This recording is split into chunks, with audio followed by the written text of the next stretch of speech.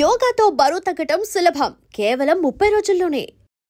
ఇదే doubt sir, social మీడియాలో ఈ టాపిక్ ట్రెండింగ్ అవుతున్నప్పుడు అసలు H1B వీసా అంటే ఏంటి, ఎందుకు H1B వీసా అప్లై చేస్తారు? దీనికి 1990కి వెళ్ళాల్సి వస్తున్నాను. ఆ టైంలో ప్రెసిడెంట్ బుష్ ఒక ఆర్డర్ సైన్ చేశారు అండ్ లేటర్ కాంగ్రెస్ అది అప్రూవ్ చేశారు. అమెరికాలో చాలా టైప్స్ వీసాస్ ఉన్నాయి. ఇప్పుడు మీరు ఎక్కడికైనా వెళ్తుంటే మీరు వీసా అప్లై చేయాల్సి వస్తుంది. భారతదేశం నుంచి వెళ్ళేటోళ్ళకి కొంతమందికి, ఫర్ ఎగ్జాంపుల్ థాయిలాండ్ వెళ్ళారనుకోండి, వీసా ఆన్ అరైవల్ అని ఉంటుంది. నేను అక్కడ పనిచేస్తాను, నాకు తెలుసు. వీసా ఆన్ అరైవల్ అంటే అక్కడ వెళ్ళంగానే ఎయిర్పోర్ట్లోనే 2200 బాట్లు కట్టేసి, అంటే వాళ్ళ కరెన్సీ కట్టేసి ఫామ్ ఫిల్అప్ చేసి మీకు అక్కడే స్టాంప్ కొట్టి వీసా ఇచ్చేస్తారు. That is visa on arrival. మిగతా కంట్రీస్కి ముందే వీసా అప్లై చేయాల్సి వస్తుంది. ఫర్ ఎగ్జాంపుల్ ఇప్పుడు దుబాయ్కి వెళ్తున్నాను అనుకోండి, యూఏకి వెళ్తాం, మీరు ముందే వీసా అప్లై చేయాల్సి వస్తుంది. ఇంకా ఎక్కడైనా మేజర్ కంట్రీస్, యూరోపియన్ కంట్రీస్.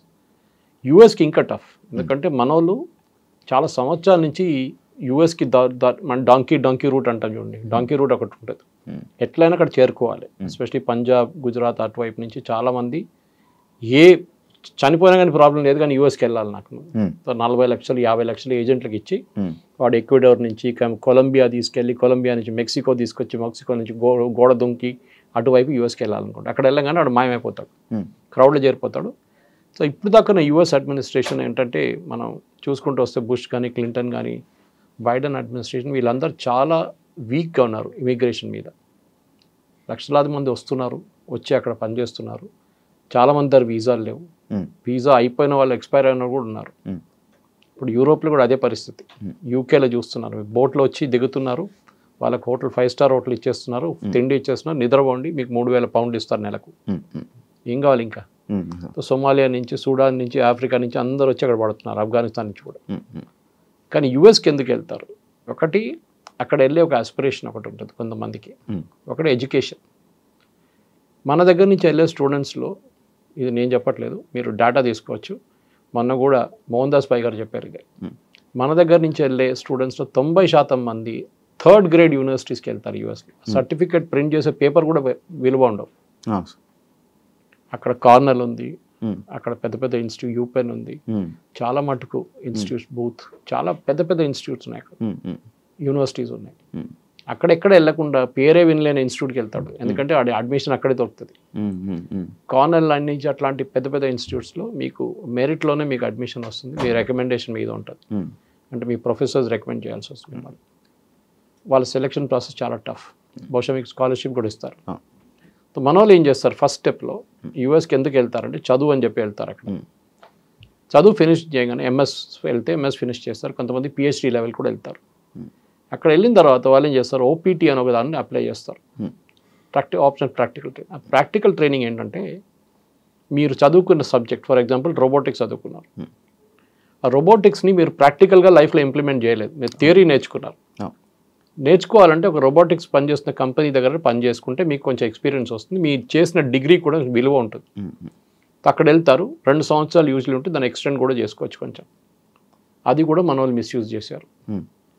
దాని తర్వాత ఏం చేస్తారు, మెల్లగా H1Bకి అప్లై చేస్తారు. అంటే H1B మీరు అప్లై చేయలేరు, H1B has to be applied by the company. మిమ్మల్ని తీసుకెళ్లాల్సి అనుకుంటే కంపెనీ వాళ్ళు అప్లై చేస్తారు. అక్కడ కూడా పెద్ద ర్యాకెట్ ఉంది. ఇది ఏం జరిగిందంటే, H1B ఎందుకు తీసుకొచ్చారు, అమెరికాలో stem, that is science, engineering, technology and మ్యాథ్స్లో వాళ్ళ దగ్గర షార్టేజ్ ఉందని చెప్పి వాళ్ళ నేషనల్ సైన్స్ ఫోరం, వాళ్ళ ఫౌండేషన్ 160,000 మంది తక్కువ ఉన్నారని చెప్పి 1990లో ఒక స్టడీ చేశారు. మా దగ్గర అంత ఇంజనీరింగ్ గ్రాడ్యుయేట్స్ లేరు, వస్తున్న వాళ్ళకి స్కిల్స్ లేవు, సో మేమేం చేయాలి, అమెరికన్ ఐటీ కంపెనీస్ అంటున్నారు, మేము బయట నుంచి తెప్పించుకుంటాము, వాళ్ళకి ఇదే జీతం మేము కూడా ఇస్తాము. అంటే అమెరికాలో ఒక అమెరికన్ వర్కర్కి $80,000 జీతం అనుకోండి, 80 $1,00,000 ఒక సంవత్సరానికి జీతం ఉంటే, మేము కూడా అదే తీసుకొస్తున్న ఎంప్లాయీ కూడా అదే ఇస్తామని చెప్తారు. కానీ చేసేది అది కాదు. ఒకసారి తీసుకొచ్చిన తర్వాత ఆయనకి అది ఇచ్చే డాలర్ కన్నా ½ ద శాలరీ ఇస్తారు. వాడు వచ్చేసింది కాదు, ఎక్కువ మాట్లాడలేడు. ఇప్పుడు ఏమనంటే నిన్ను పంపించేస్తా వాపస్ అంటాడు. ఆడు భయపడి పని చేస్తారు, అమ్మాయి ఉండని అబ్బాయి ఉండని. ఇది మిస్యూజ్ జరుగుతుంది, చాలా సంవత్సరాల నుంచి జరుగుతుంది. ఇప్పుడు ఇవాళ వచ్చిన న్యూస్ ప్రకారం ఫైర్ వాల్ అని చెప్పి ఒకటి లాంచ్ చేశారు యూఎస్. మేజర్ ఇన్వెస్టిగేషన్ స్టార్ట్ అవుతుంది నిన్నటి నుంచి. వాళ్ళ యూఎస్ లేబర్ డిపార్ట్మెంట్ ప్రతి వీసా, ప్రతి H1B కానీ మిగతా వీసాలు కూడా ఇష్యూ చేయడానికి వాళ్ళకి జీతం ఎంత, వాళ్ళు ఎప్పుడు వచ్చిండ్రు అని మొత్తం బయట హిస్టరీ, జాగ్రఫీ అంతా బయట తీస్తున్నారు. దీంతో బహుశా ఒక 50% ఇండియన్స్ పట్టుబడతారు. 100 ఒక మాయమైపోతారు, ఇప్పుడే మాయమైపోతారు చాలా మంది, ఎందుకంటే వాళ్ళందరూ గాయమైపోతారు అక్కడి నుంచి. అవును సార్. సార్ గత ఒక మూడు నెలల క్రితము లైక్ ఇదే స్టూడెంట్స్ లైక్ స్టూడెంట్ వీసా మీద వెళ్ళి వర్క్ చేస్తున్నారని చెప్పి అప్పుడు కూడా కొన్ని వెళ్ళి 47 మందిని పంపించేశారు. ఆ ఇష్యూస్ అవుతున్నాయి. దానివల్ల ఏమైనా ఎఫెక్ట్ ఏమైనా ఉందా సార్? అదే మిస్యూజ్ అండి. అంటే మీరు పని చేయడానికి మీకు లీగల్గా రూల్స్ ఉంటుంది. ఈవెన్ కెనడాలో మీకు ఉంది, ఆస్ట్రేలియాలో కూడా ఉంది. కెనడా ప్రాబ్లం ఏంటంటే పాపులేషన్ చాలా తక్కువ, వాళ్ళ దగ్గర పని చేయడానికి మనుషులు లేరు. వాళ్ళ దగ్గర న్యాచురల్, ఎందుకంటే కెనడాలో మీరు ఉండే పరిస్థితిలో కొన్ని స్టేట్స్ ఉన్నాయి అనమాట, కొన్ని ఏరియాస్లోనే మీరు ఉండొచ్చు. మీతో అంతా చాలా హార్ష్ వెదర్, -30 -40కి వెళ్ళి అక్కడ ఉండలేరు. చైనాలో ఉన్న కెనడాలో ఉన్న కొన్ని సిటీస్లోనే అందరు ఉంటారు. వాళ్ళకి ఫామ్ ల్యాండ్ ఆపరేట్ చేయడానికి అంటే పెద్ద పెద్ద వందలాది ఏకర్ల ఎవరు లేరు నడిపారు. సో పంజాబ్ నుంచి చాలా మందిని తీసుకెళ్లారు. And they are hard working. వాళ్ళు వెళ్ళి మొత్తం దీని అంతా ట్రాక్టర్ పెట్టి అంతా సాఫ్ చేసి ప్రొడక్షన్ మొదలు పెట్టారు. నెక్స్ట్ వేవ్ ఎడ్యుకేషన్ కోసం వెళ్ళారు. యూఎస్ యూనివర్సిటీలో అడ్మిషన్ రాని వాళ్ళు కెనడాకి వెళ్ళారు. ఐడియా ఇస్ కెనడాలో ఉండి మెల్లగా యూఎస్కి దూరిపోదాం, ఎవడు పట్టుకోడు నన్ను. ఎందుకంటే Canada US border open border, అంత పెద్ద చెక్కింగ్ ఏం లేదు. మీరు ఈజీగా మాయమైపోవచ్చు. అక్కడ వెళ్ళి గాయపేసి మీరు సడన్గా యూఎస్లో కనిపిస్తారు నెక్స్ట్ డే. యూఎస్లో ఉన్న ఐస్ అంటే డిపార్ట్మెంట్ కూడా ఉంది, వాళ్ళ ఇమిగ్రేషన్ కస్టమ్స్ అండ్ ఎన్ఫోర్స్మెంట్. వాళ్ళు ఏం చేస్తారంటే చెక్ చేయాలని రూల్ వాళ్ళ దగ్గర ఉంది, కానీ ఇప్పుడు దాకా అది చేయలేదు. ట్రంప్ వచ్చిన తర్వాత ఇప్పుడు మీరు చూస్తున్నారు లాస్ ఏంజలీస్ కానివ్వండి, న్యూయార్క్ కానివ్వండి, వాషింగ్టన్ డీసీ కానీ రేట్లు మీద రేట్లు నడుస్తున్నాయి. రెస్టారెంట్లో పనిచేస్తున్న ఎంప్లాయీస్ని పట్టుకెళ్తున్నారు, పెట్రోల్ బంక్లో పనిచేస్తున్న పట్టుకెళ్తున్నారు. దాంట్లో చాలా మంది మన వాళ్ళే ఉన్నారు తెలుగు స్పీకింగ్ స్టేట్స్ నుంచి. ఈ ప్రాబ్లం మీకు కేరళలో కనిపించదు. కేరళ నుంచి వచ్చే H1B మీద వెళ్ళే వర్కర్స్ అందరూ నర్సెస్. యూఎస్లో నర్సెస్ పెద్ద షార్టేజ్ ఉంది, యూరోప్లో కూడా ఉంది సేమ్ ప్రాబ్లం. సెకండ్ డాక్టర్స్ కూడా తక్కువ ఉన్నారు వాళ్ళ దగ్గర. సో డాక్టర్స్ మన దగ్గర తీసుకెళ్తారు. కానీ దీని లాజిక్ ఏంటి? H1B అనగానే highly skilled worker, exceptional skill మీకు ఉందన్నమాట. ఏ ఫీల్డ్ అయినా మీ ఫీల్డ్ నుంచి. మన దేశంలో H1B అనగానే అందరు ఐటీతో ఈక్వేట్ చేస్తారు. కాదు, H1B is for all fields.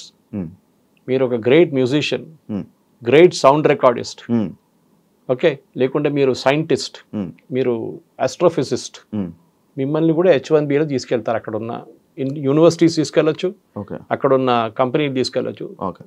ఒక 10-15 సంవత్సరాల ముందు ఈ అకాడమిక్ వాళ్ళని H1B కోటా నుంచి తీసేశారు. అంటే H1Bకి ఫర్ ఎగ్జాంపుల్ 64,000 లేకుంటే 80,000 వీసాలు ఉన్నాయి అనుకుంటే ఒక సంవత్సరానికి లిమిట్ ఉంటుంది. అకాడమిక్ వాళ్ళని దాన్ని తీసేశారు, దాన్ని కలపలేదు, సపరేట్గా పెట్టుకున్నారు. వాళ్ళకి లిమిట్ లేదు. బికాస్ అకాడమిక్స్లో బెస్ట్ ప్రొఫెసర్స్ కావాలంటే మేము బయట నుంచి తెచ్చుకోవాలని మా దగ్గర లేరండి. రేపు ఫర్ ఎగ్జాంపుల్ అమెరికాలో ఒక సాంస్క్రిట్ సబ్జెక్ట్ నేర్పియాలి ఒక యూనివర్సిటీలో అంటే వాళ్ళు ఎక్కడి నుంచి తీసుకొస్తారు? సాంస్క్రిట్ ప్రొఫెసర్ భారతదేశం తీసుకురావాలి కదా, ఇక్కడి నుంచి తీసుకొస్తారు. స్పానిష్ ప్రొఫెసర్ గారు వాళ్ళు సౌత్ అమెరికాని తీసుకొస్తారు. ఓకే, సో అదే కదా ద మెయిన్ ప్రాబ్లమ్ ఇస్ మన దగ్గర ఈ ఫస్ట్ అండర్స్టాండింగ్ లేదు. ఎస్పెషల్లీ తెలుగు స్పీకింగ్ స్టేట్స్లో H1B వీసా అనగానే as a matter of right అనుకుంటున్నారు వాళ్ళు. మా రైట్ అది, మా అధికారం, మాకు అది. ఇది ఎట్లయిపోయిందంటే మీరు రీప్లేస్ చేస్తున్న ఎవరిని అక్కడ. H1B is meant to replace an American worker. అమెరికాలో ఉన్న వాళ్ళ సిటిజన్ ఉద్యోగం నీకు ఇస్తున్నారు.